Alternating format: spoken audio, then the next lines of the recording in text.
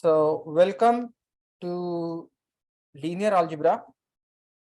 This is applied linear algebra for engineers. And the hope is that before taking this graduate level linear algebra, which is the matrix multiplication and matrix manipulation, you would have had some exposure to linear algebra and in undergrad. The only problem with the linear algebra that is taught at the undergrad, it is purely taught from the mathematics point of view, like finding the determinant using Cramer's rule, finding the orthonormal basis, QR factorization, etc., etc. But the actual practical application of linear algebra is not discussed. This class is all about using those matrix manipulation techniques to solve practical problems in robotics, machine learning, data science, neural network, reinforcement learning, and artificial intelligence. So the idea is we are going to take the same concepts of linear algebra and try to view them from a different perspective, wherein we will try to give some geometric meaning to the linear algebra concept, those abstract concepts that you have studied in your previous linear algebra course. If you don't remember those concepts, that's totally fine. Your first assignment would be to watch some excellent videos that are on YouTube. I have compiled them, and some MATLAB, a short MATLAB course on using MATLAB to solve linear algebra problems. So I promise you, once you watch those videos, I don't know if you have seen the videos by 3 Blue 1 Brown, so the linear algebra videos. And again, I have the list of those videos. So your first assignment is going to be watch those videos and complete the linear algebra using MATLAB course and upload the certificate. That will be your first assignment. Once you do that, you will know how to solve linear algebra problems using a computer software such as MATLAB. In the past, when I taught linear algebra, I just used MATLAB. But in this class, I'll try to be a little bit more adventurous, and I will try to introduce Python to use or NumPy to solve linear algebra course. If you are taking MFG 598, which is the class tomorrow, same class on Python, this would go hand in hand with the linear algebra course, wherein they will teach about how to program in Python, and we will talk about how to use NumPy and SciPy to solve the linear algebra problems, artificial intelligence, neural network, compressed sensing, etc., etc. So first and foremost, attendance is not required. Second, no final exam. Third, no in-class exam. Fourth, all assignments take home. So if you look at this syllabus, the syllabus is fairly straightforward. It's an I course. We are going to meet, unfortunately or fortunately, only once a week. I would strongly recommend that you come to class, because many a times the limitation with the Zoom is I'm not able to completely convey all the information I want to, because Zoom cannot simultaneously record me, show on the screen, show my programming, and also if I want to write something on the board and explain, that is not possible. So unless there is an emergency, you can't come. I would strongly recommend that you come to class, because when you come to class, I'm gonna do the programming assignments in runtime. So please understand, the hand calculations with linear algebra or theoretical linear algebra, we leave it to mathematicians. As engineers, we are interested in applications of matrix method, computational linear algebra, and how do we use, what is the physical significance behind those numbers which are arranged in particular order. So we are going to look at that. So, and I'm going to recommend one book, which is my favorite book, and I would strongly recommend that you buy this book. This book is by Steve Brinton. He made excellent YouTube videos on this book. So what I'm going to do is I will teach in the class. I will also provide the link to Steve Brunton's videos wherein he uses a light board and all. So it's very fancy. Light board is super expensive, light board studio. So I couldn't do that, but I will use that on iPad. So this is an excellent book, completely applied data-driven science and engineering. This is all about application of linear algebra. So, and then the theoretical basis for linear algebra comes from Professor Strang's book, which is the second book in the linear algebra. And his course, MIT course, is also on YouTube and even at MIT OpenCourseWare. But this book is theory. It's super dense, which means the concepts that are used in this book are explained in detail in this book, but very, very few applications. So you will see all the theory part, but no correlation or no relation or no coding or no programming, no examples, where how do we use this rich information for practical application. So what I'm going to do is, you don't have to buy this book, okay? Because I have read through this book, I have prepared the notes, and I'm going to explain the concepts in the linear algebra, the 4 important factorizations, the basis, column row transformations, and QR factorization, SVD, all the math behind the concept in linear algebra. But the beauty of this textbook is those concepts, those powerful concepts are used in MATLAB, Python, R, and Mathematica. So, and there are a lot of actual examples in this book that will show you how powerful matrix techniques and matrix methods are. So this is, I'm going to recommend this as a required textbook. As a matter of fact, there are quite a few projects at the end of every lesson. And most likely what I would do is I would assign some homework and problems from this textbook. And these problems are real problems. For example, there is an MNIST data. I don't know if you know it. It is a classic hello world problem of data classification. And then how to use linear algebra techniques and synthesize that data. So these are the projects in this book. I would strongly recommend that you buy this book. This book reads like a novel.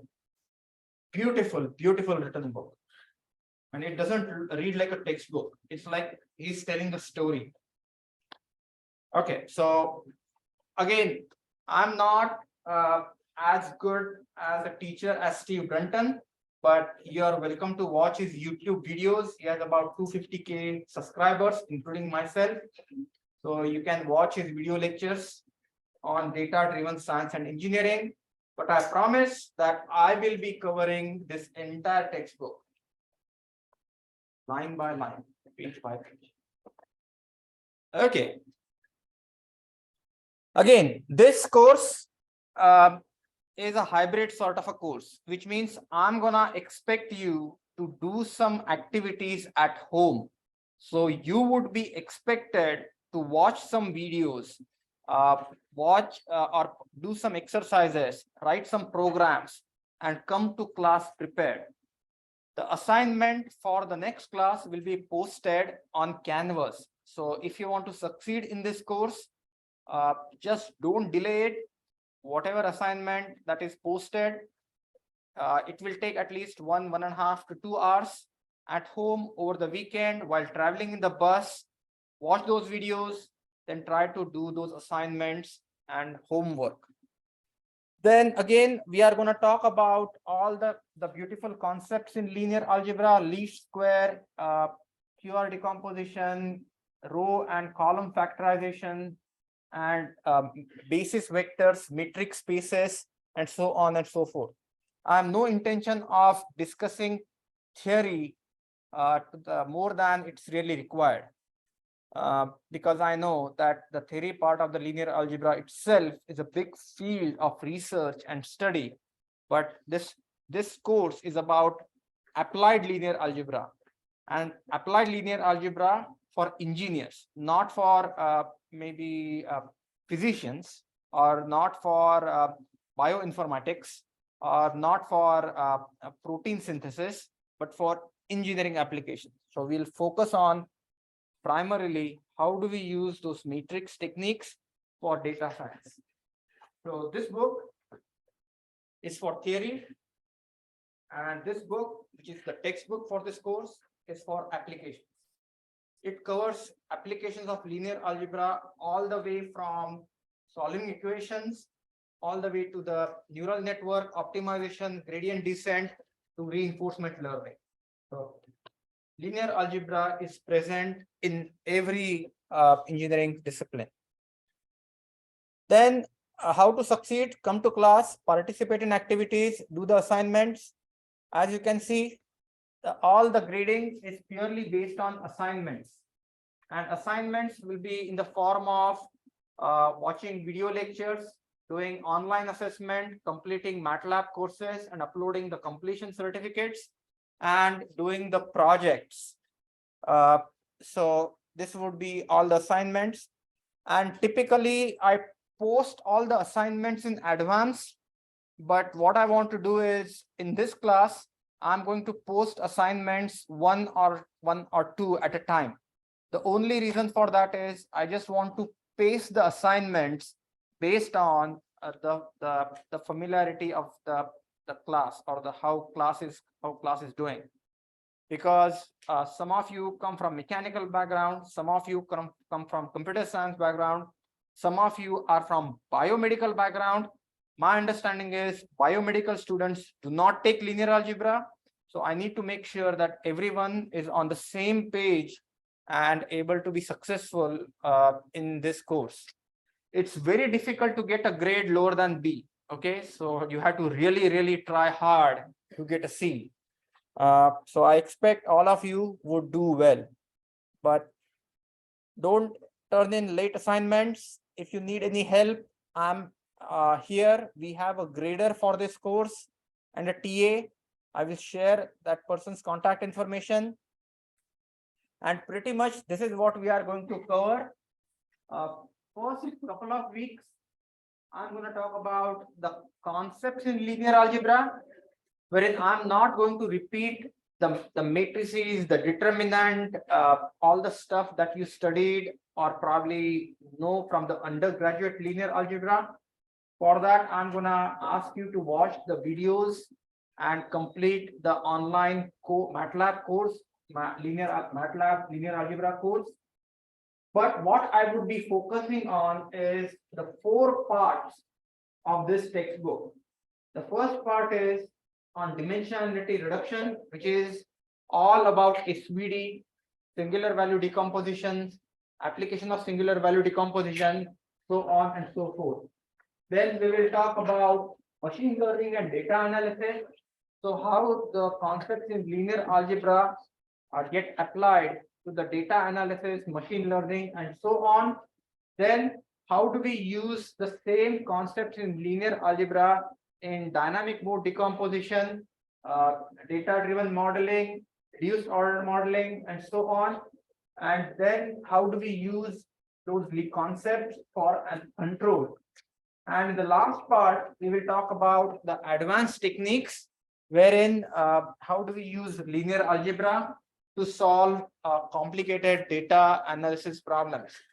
So at the end of the semester, you would have a fairly decent understanding of not only the concepts in linear algebra, but how to use those concepts, because this is very super duper important.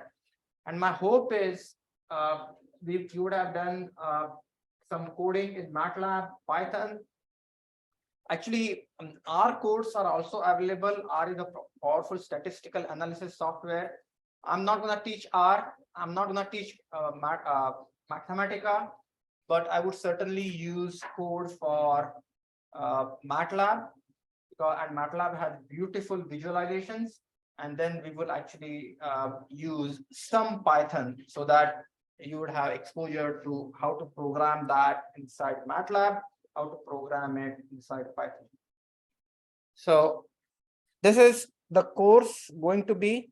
Classroom behavior: come to the class, Do not cheat on the exams. Don't plagiarize.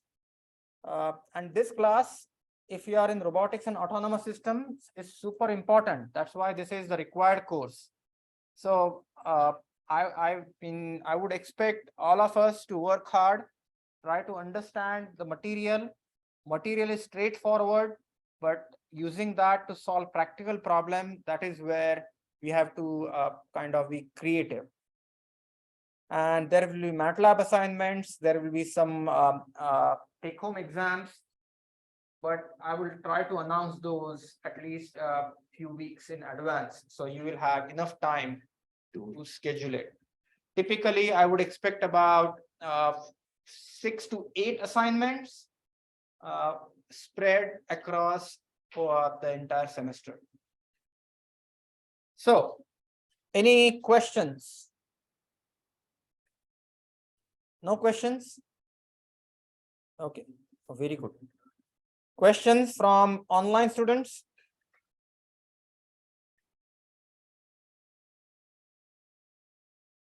Okay, if there are no questions, let's jump into it.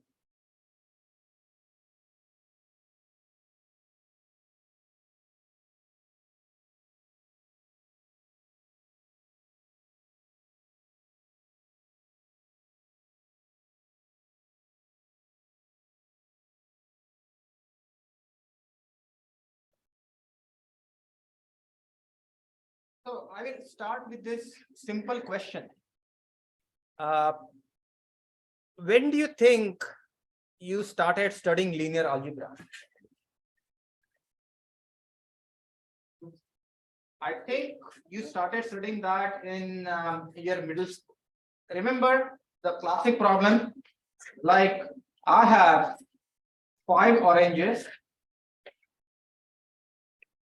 and I have 3 apples and they cost $10. And I have 3 oranges plus 2 apples and they cost $15. And what I need to do is, somehow I want to solve these simultaneous equations. Please understand, there are 2 equations, equation number 1, equation number 2. So I want to solve these 2 equations simultaneously and find the value or the cost or the price of 1 orange. And yeah. I'm so sorry for interrupting. I was wondering, are you going to share this recording on campus or? Yeah, I will share the videos and I will also share the notes. Okay, so we want to find out what is the cost or the price of each apple and each orange. When we were in the middle school, what we did something like this. So for an example, multiply the first equation by 3. So 15 oranges plus 9 apples is equal to 30.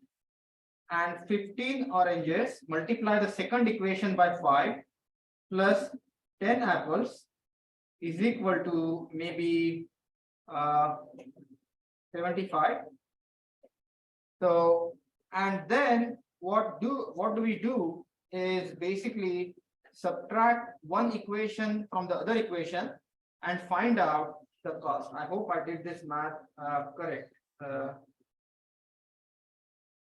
Yeah, so basically subtract and then find out the value or the cost of 1 orange and 1 apple. But when we studied linear algebra, we were told this equation can be written in terms of a matrix vector equation. So what do I mean by matrix vector equation? So orange is a variable, apple is a variable. So I will write 5, 3, 3, 2. Yeah, question? Multiplied by orange, apple is equal to 10, 50. And now this is my matrix A This is the variable or vector x is equal to b. So now I have this set of equation ax is equal to b, and this is a matrix vector. So what I want to do is I want to find out the value of x. So what I do is multiply left hand side by inverse of a x, right hand side by inverse of a.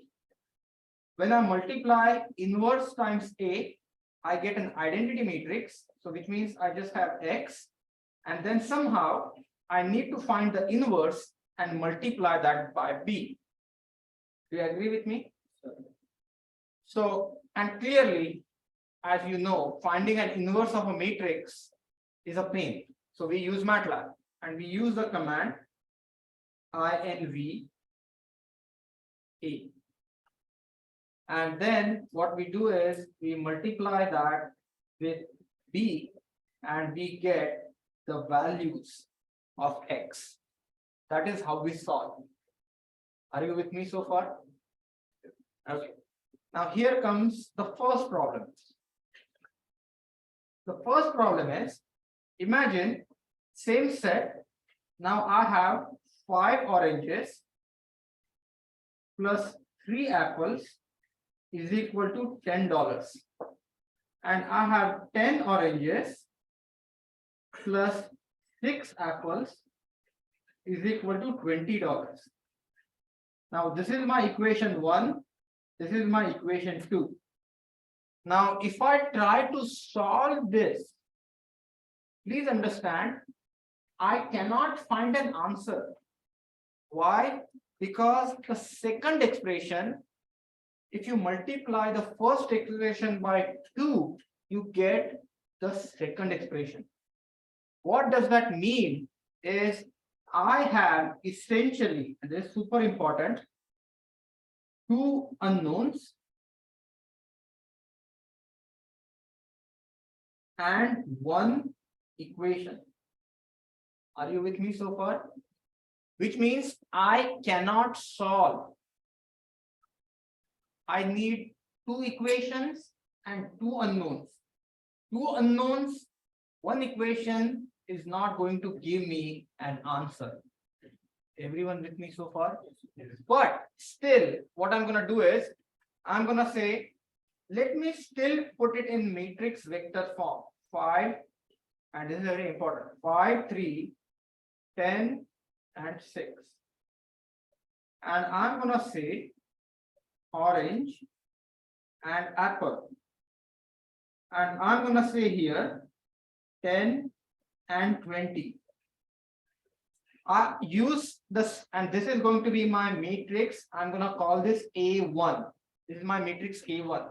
I still try to use MATLAB, and I would do inverse of A1.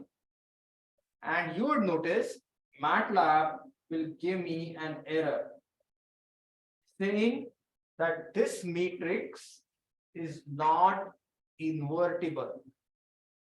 So essentially, MATLAB is saying that you cannot find the value of the vector x because the matrix A is not invertible.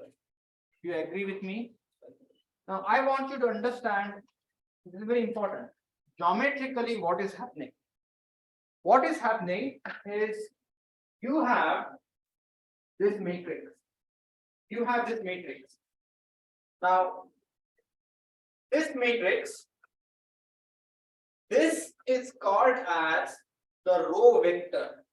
So the numbers which are arranged along the row are called row vectors.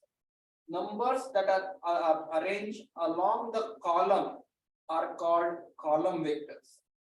Now, I want you to understand that 10 and 6 are 5 times 2 and 3 times 2.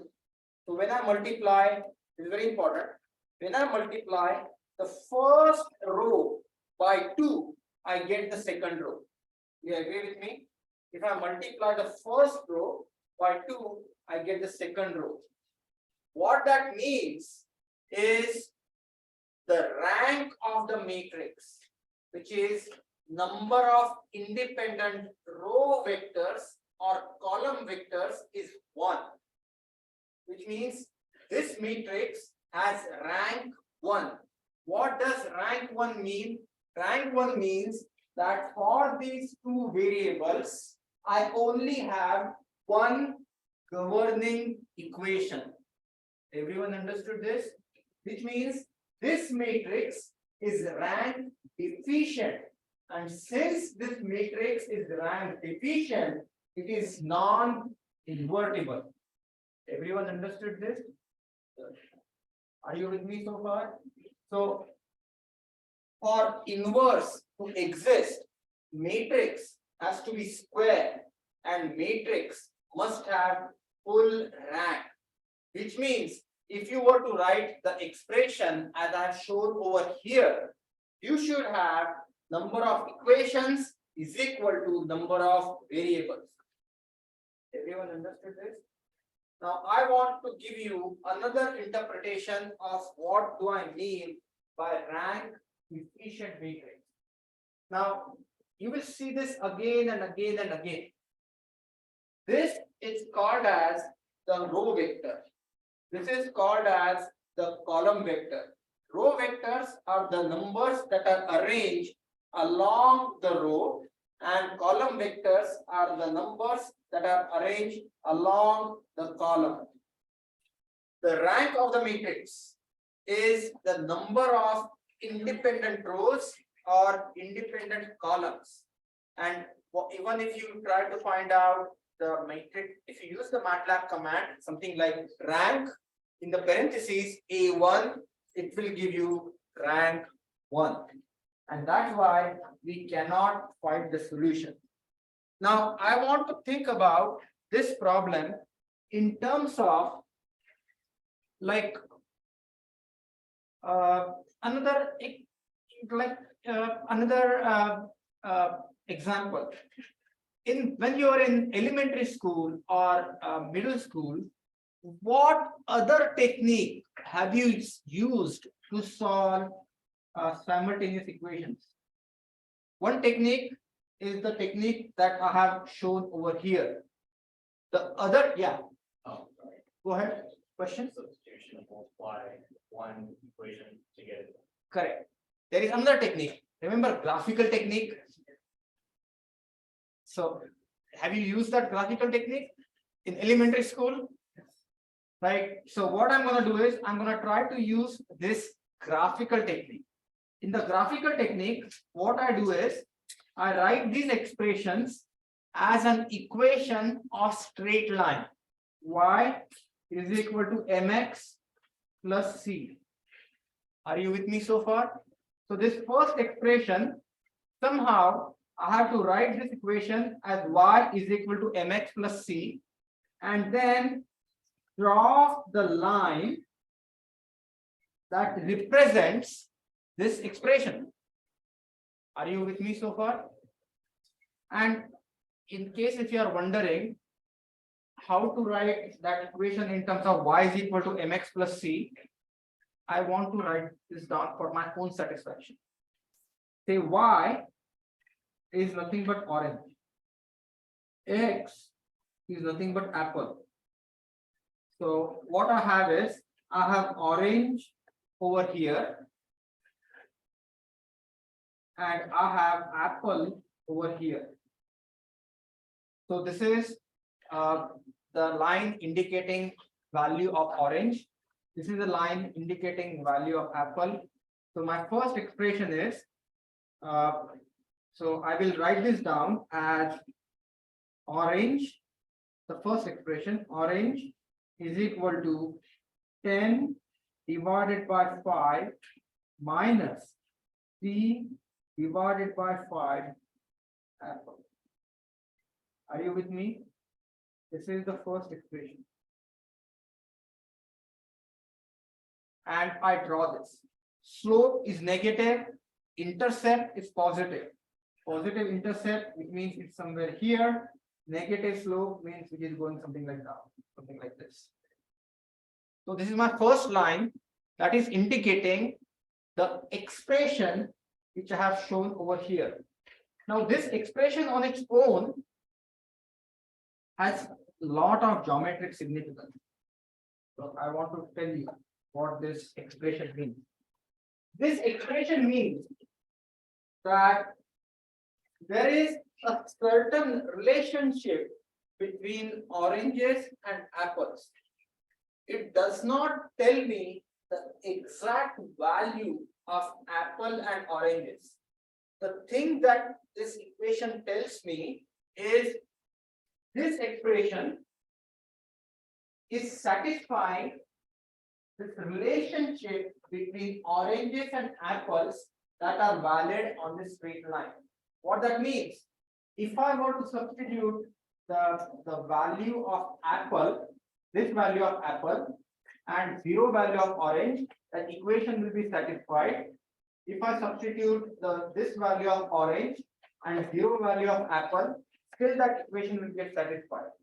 So which means it's super important, and I would like to make this point absolutely clear. I have two variables and I have one expression. Two variables and one expression indicates that there are infinitely many solutions that this expression satisfies. Are you with me so far? Now, so what I do is I have an expression which is telling me I have infinite combination of oranges and apples. Now what I'm going to do is I'm going to use the second expression which is shown over here, which is 3 oranges. Second expression is this guy. So I'm going to write this expression, which is orange is equal to -2 by 3 apple is plus 15 by 5, and I'm presuming 5 by 2 is 2, so somewhere it is somewhere over here, and then this is another line, and these two lines intersect at this point. And if you look at the apple and orange value, so this is the value, so I'm going to call this x and y.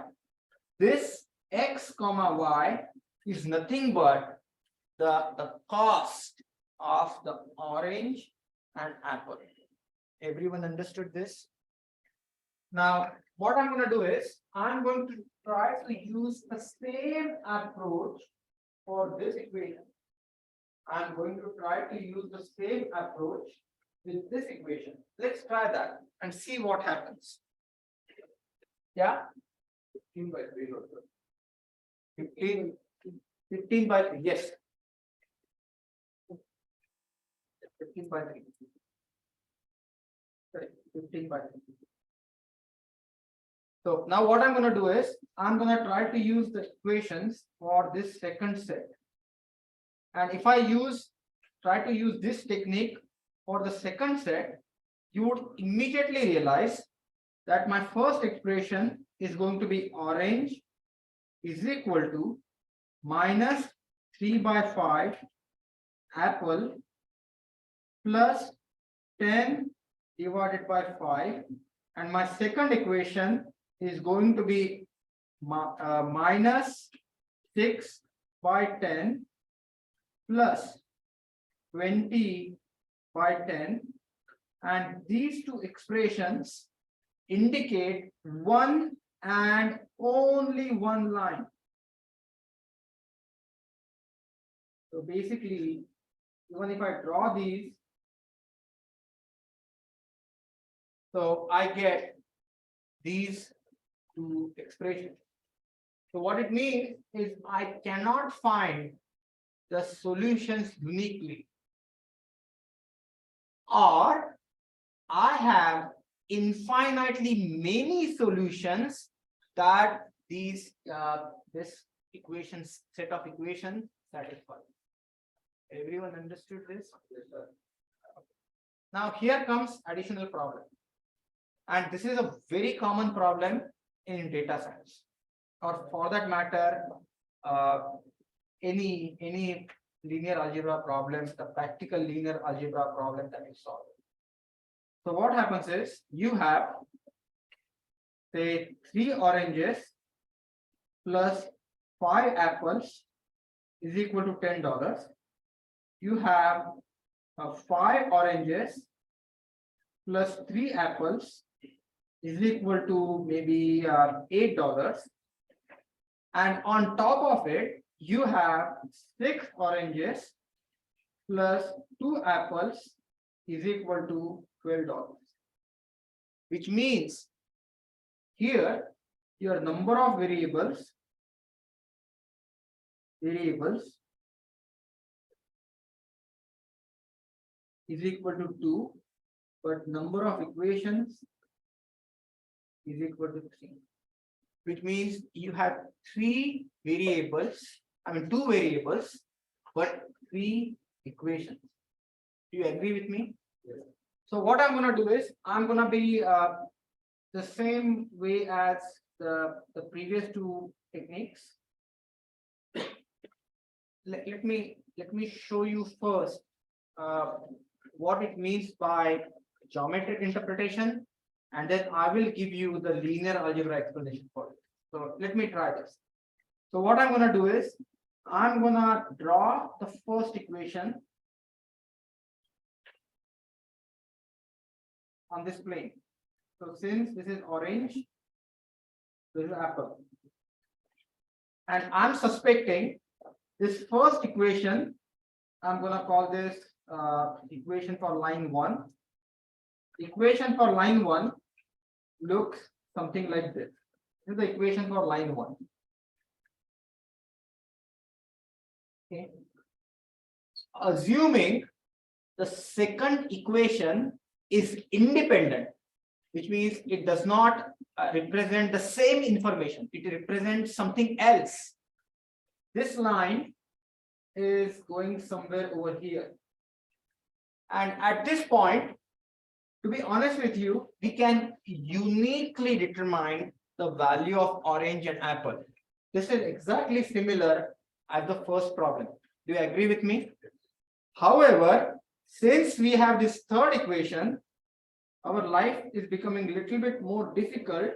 And then I have this line 3. So I have this line 1, line 2, and I have line 3. Now I have 3 intersections. So what it means is very important. If I choose the apple and orange value corresponding to these 2 line intersection, satisfies equation 1, satisfies equation 2. If I choose this orange, this apple, and this orange, equation 3 and equation 2 that are satisfied. But what I want to do is I want to satisfy all 3 equations simultaneously. Clearly, no matter what I do, I cannot satisfy all these 3 equations simultaneously. So what I'm going to do, I'm going to try to be a little smart, and I'm going to select a point which is equidistant from all 3 intersections.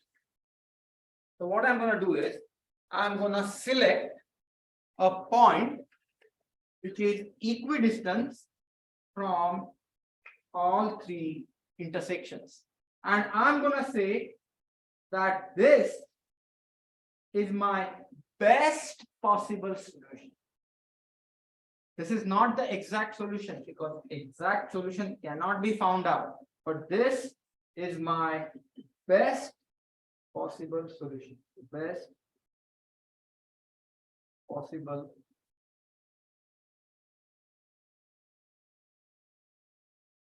But so now this point, the way sometimes it is considered that is what makes, and this is very important, what makes this point the best possible solution? And I'm saying this is my best possible solution because this point is equidistant from these three solutions. Or I can say that this point is sort of perpendicular to the distances from those lines. So basically, if I were to draw perpendicular here, draw perpendicular here, draw perpendicular here, that in terms of the square distances, that is the best possible point. And that is called as L2 norm, which means what we are trying to find out is we are trying to minimize the square of the distance between this point and possible solution. So that is L2 norm. But someone may say L2 norm, that's fine, but there is nothing wrong in trying to shift this point a little bit towards left. That's fine. Anyway, what we are trying to find out, we are trying to find out an approximate best possible solution. Best for me may not be best for you. So which means I'm gonna say this is going to be my L2 norm solution, but somebody may say I want to use L1 norm solution, which means what I would do is I would use a different distance parameter, not the least square distance, maybe the closest distance, not perpendicular distance, but a distance at an angle. Or I would choose the average distance, or I would choose maybe something else. The other problem is I want to tell you. Imagine here is what happens. You have just right now you have 3 equations. Imagine you have 1,000 equations. Now, do you agree with me? Once you have 1,000 equations, this thing is going to look very, very, very, very cluttered. And then what you want to find out is you want to find out the sparsest solution. What do I mean by sparsest solution? The solution which could possibly be 0 or otherwise, but satisfies all the equations as closely as possible. Sparsity is an important part of linear matrix or numerical linear algebra. Have you heard about the Netflix price? Netflix a few years ago announced $1 million prize, and to propose therefore what they said that give us a recommendation system that is better on our current recommendation technique. So if you go onto the Netflix, you will see that based on the videos that you have watched or the movies that you have watched, same thing with YouTube, they will give you the recommendation of videos. And they said propose a recommendation algorithm that is better than the existing algorithm. What is the logic here? The logic here is finally you have some type of equation, some type of correlation. It's like the type of the movie, type of the person, maybe genre of the movie, something like that. So you have equations, but in that particular case, now you have equations which are in millions, and those equations are not fully populated. What do I mean by fully populated? Think about expression like this. You have 3 oranges, 5 apple is equal to 1. 5 oranges, 3 apple is equal to 1. 6 oranges, 2 apple is equal to 12. Then you have an equation, system of equations. This is sort of well formed. L2 norm may be satisfied. So it may satisfy. But imagine after this, you have 3 apples is equal to 5, 2 apples is equal to 10, then you have 2 oranges is equal to 15, 7 oranges is equal to 14, which means you do not have any data or any relationship between variables. What it means is sum of the coefficients multiplying the variables are 0. So what you have is you have a sparse not fully populated, sparse system of equation. L2 norm will not work when you have a sparse system. Because think, when you have a sparse system, what does it mean? You have the data point that corresponds to that value. So your algorithm somehow needs to cross out those outliers and still find the best possible solution that satisfies the fully populated system and partially populated. Yes. No, you use L1 norm in that case. You want to solve the sparse system, L2 norm, and I will actually show you if you use L2 norm on the sparse equations, your answers are incorrect. But that is coming next when we start programming in MATLAB.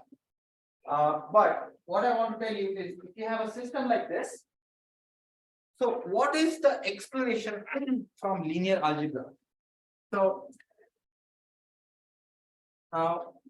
what I'm going to do is I'm going to do something like this.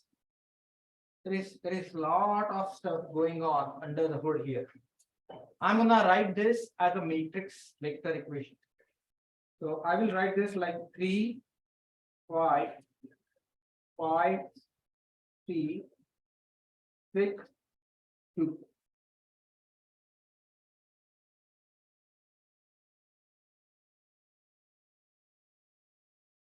Oranges and apples is equal to 10, 8, and 12. Are you with me so far? Clearly, this is a rectangular matrix. What do I mean by rectangular matrix? Number of rows 1, 2, 3. There are 3 rows, 2 columns, and this is 2 rows, 1 column, and that's why here we have 3 rows, 1 column. For matrix multiplication to be valid, the number of rows and number of columns need to be the same. So as you can see, 3 times 1 happens to be the vector on the right hand side. If you try to invert this matrix is not invertible. Why? Because this is a rectangular matrix.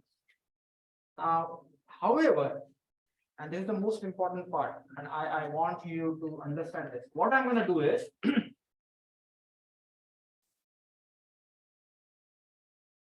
and what I'm going to do is I'm going to convert this tall and skinny matrix into a rectangular matrix. I'm going to take this tall and skinny matrix and try to convert that into a rectangular matrix. So what I'm going to do is I'm going to take the transpose of this matrix and pre-multiply this matrix and pre-multiply this vector. So check this out. So what I'm going to do is this is what I'm going to do. So and there is a strong theoretical reason for doing this. There is a very strong theoretical reason for doing it. So I would do 3, 5, 6, 5, 3, 2. Then I will have 3, 5, 5, 3, 6, 2. Then I have orange, apple, and then I have whatever application operation I do on the left hand side, I have to do the exact same operation on the right hand side. So this operation is going to be 3, 5, 6, 5, 3, 2, and I have 10, 8, 12. I know it is boring, but I'm gonna perform this calculation. Because here is what's gonna happen. And that is the crux of singular value decomposition. Whenever you have a matrix, okay, a rectangular matrix, you transpose the rectangular matrix and multiply by the matrix itself. What you are trying to find out, what you are trying to do is, you are trying to find out the most dominant correlations inside the matrix. So what's going to happen is, this row will get multiplied with this column, this row will get multiplied with this column, this row will get multiplied with this column, this row will get multiplied with this column. Are you with me so far? Did you understand the meaning of what I said? What it means is, when I multiply this row with this row, if that number what I get is high, which means this vector is highly correlated with this vector. If I multiply this vector or this row vector with this row vector, then if that combination is highly correlated, then I will get a big number. But here is what is happening. This row, you agree with me, since this same as this row, most likely this will be highly correlated because it is self-similar. What do I mean by correlation or autocorrelation? Correlation means how something is related to something. Autocorrelation means how am I correlated with myself. So, for an example, when I perform this multiplication is done to sort of bring out the most dominant correlations in this data set. So once I do this, and that is the crux of singular value decomposition. So, or that matter, data driven analysis or dynamic mode decomposition. So 3 times 3 is 9, plus 5 times 5 is 25, 6 times 6 is 36. Second is 15 plus 15 plus 12. Then I have 5 times 3 plus 3 times 5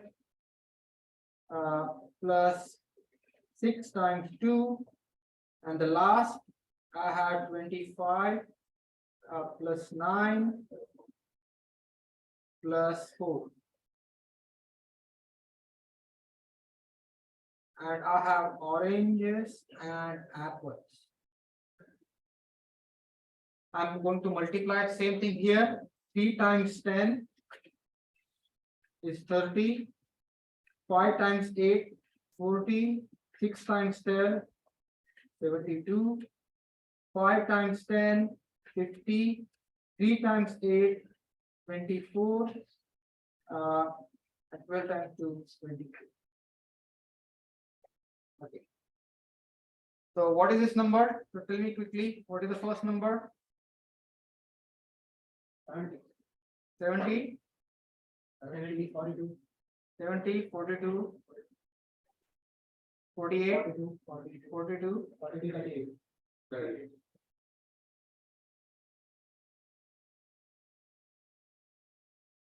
Oranges, apples. 142, 142, 38.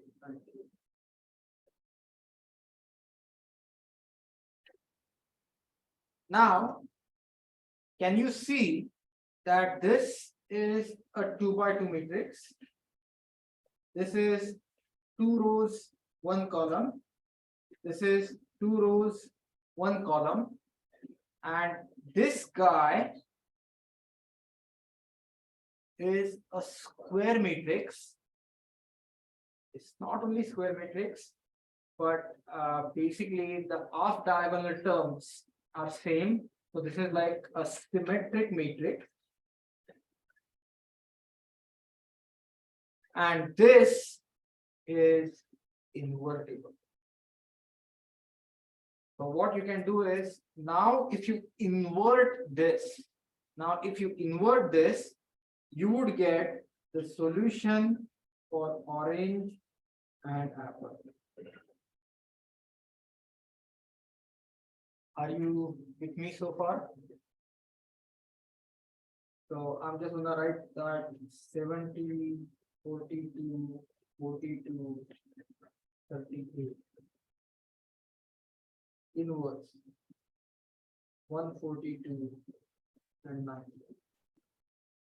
And if you see the actual numerical value that you obtain, this is going to be the value which is over here.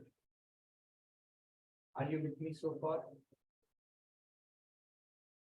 So the thing that we did here, this is nothing but the crux of linear algebra applied to data science problems. And we will talk about it. Any questions on the different equations? Yeah. What is the correlation? The first solution is correlation, the higher the data type.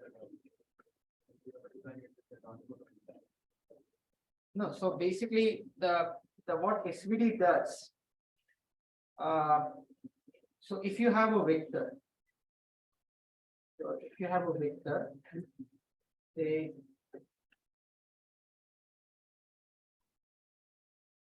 and you have another vector, correlation is going to tell me what happens if I increase the value of this vector.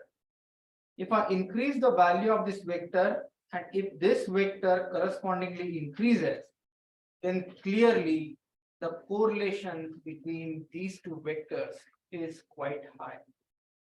If this vector value increases, but if this vector value does not increase, which means the correlation is poor.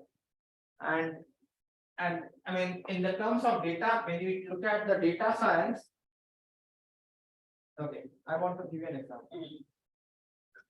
So let's say that I ask the question to this group, tell me how many times a week you go and eat fast food, and what is your weight? Okay, that is the data set. So number of times we go to a fast food place, McDonald's, Wendy's, and the weight. So, and I collect this data set from a large population.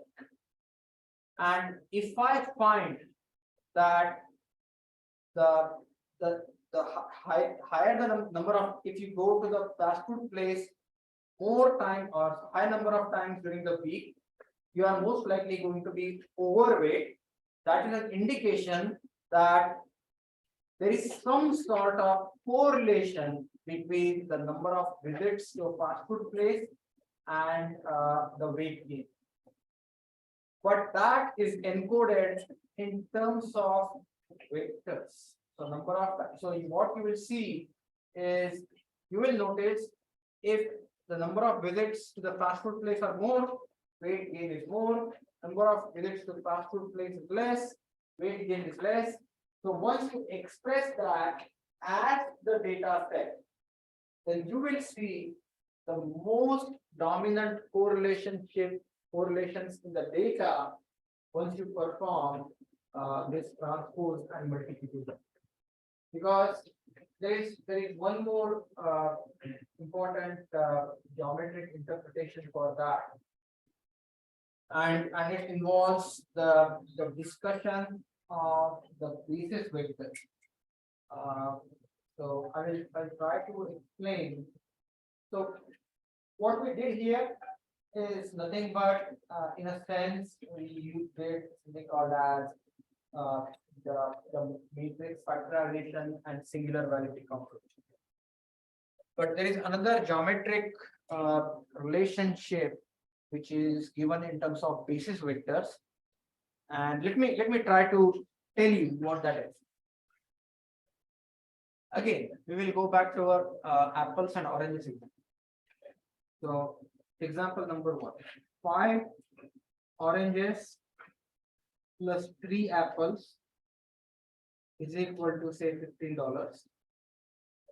3 oranges plus 5 apples is equal to $10.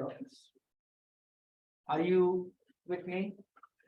I wrote this expression something like this: 5, 3, 3, 5. Then I said oranges and apple is equal to 15 and 10. Now what I'm going to do is I'm going to represent the exact same equation in a slightly different form. And you might not have seen the way equations are written like this, but I'm going to write this expression something like this. I'm going to say 5, 3 oranges plus 3, 5 apples is equal to 15, 10. Are you with me so far? Now, what does this expression indicate? This expression is indicating this is a column vector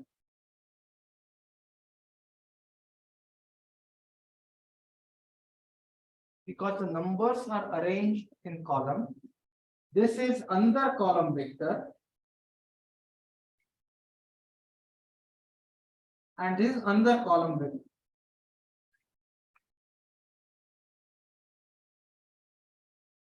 Everyone understood this? The space that is spanned by the column vector is called as the column space. Now, what do I mean by column space? So I will try to represent this column space. So I'm going to say 5, 3.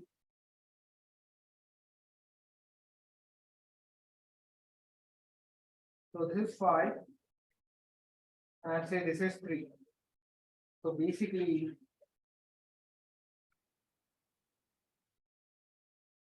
this 5, 3 is the column space of this. So this vector is indicating the column space of the first column vector. Second is 3 times 5. 3 times 5. So this is indicating the second column space of this. Now, I want you to understand an important part. We talk about graphs, okay, and this is something that you have been doing since you are in elementary school. So you have a graph paper. On the graph paper, we draw axes. And what do these axes actually represent? They kind of represent a plane. Do you agree with me? And whenever we draw something on that graph paper, we are actually drawing on that plane. So when you have two vectors, it's super important. When you have two vectors, whether they are perpendicular to each other or they are not perpendicular to each other, finally, two vectors kind of give you a plane. Are you with me so far? So what I have said here is I have this column vector and I have represented this column vector. I have this second column vector which I have represented this column vector. These two vectors are giving me a plane. And what I'm going to do is I can construct this plane by actually extending the vectors. So what I will do is I will extend this vectors, and this is nothing but the plane here. This 10, 15, 10. If there exists a number which is representing the price of orange, if there exists a number that is representing the price of an apple, as long as the resulting column vector is within the column space of the vectors that are spanning those equations, you have a solution. What that means is this. I'll tell you exactly what it means. So if I were to plot 15, 10 somewhere here, then you will notice that this column vector will be somewhere here.